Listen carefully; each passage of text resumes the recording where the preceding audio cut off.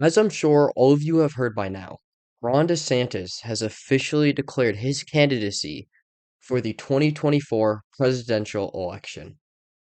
As of right now, he is getting absolutely dominated in the Republican primary polls. Trump is up over 50% and is beating DeSantis by about 30 points. In all reality, this is a terrible move by DeSantis, but I already went over all this in yesterday's video. I mean, it's political suicide when it comes down to it. He has no real shot of actually winning this election, and it's just going to tarnish his name and leave a bad taste in the mouths of all conservative voters because of what he's going to have to say against Trump if he wants any real shot. And he has finally today taken his first shots at Trump. Over after months and months of just taking it, right? Trump's been going after DeSantis. He knows he's a threat to him actually getting the nomination.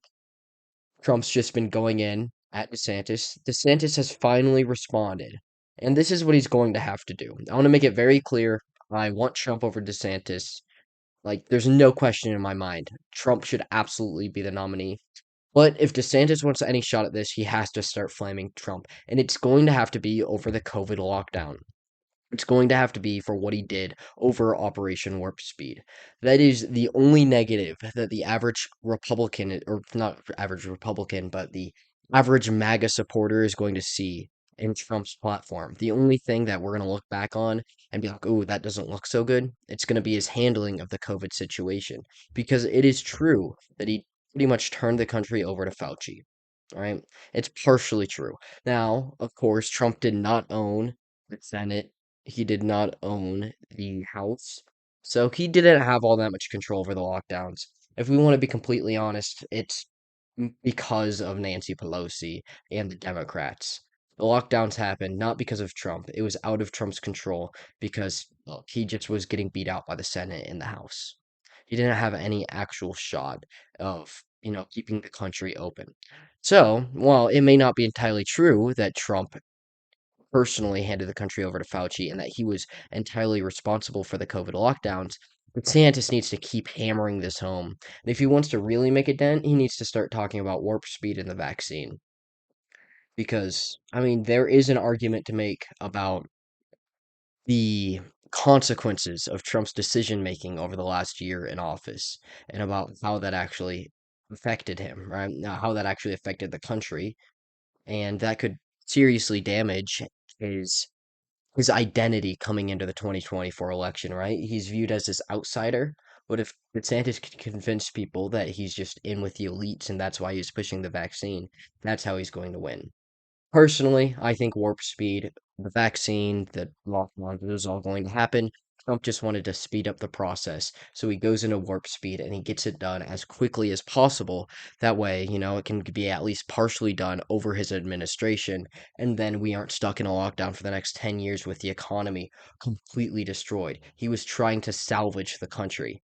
When you really look at it, Trump didn't do a terrible job with the COVID-19 situation, right?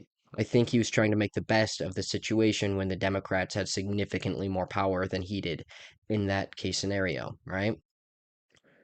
But, right, DeSantis can still attack Trump over the handling because from a very just baseline perspective, it looks like Trump just completely sold, right? It just looks like he messed up and he lost the country, right? He lost everything and he just allowed the economy to go to crap and he allowed the COVID lockdowns to happen.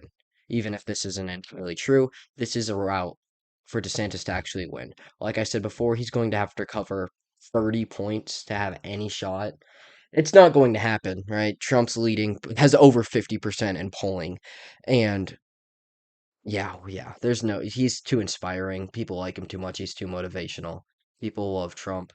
So there's nothing that's actually going to happen. DeSantis is just going to smear his own name by attacking Trump, somebody that the base loves. He's not, this is political suicide. Whoever signed off on this, it should never work in politics again.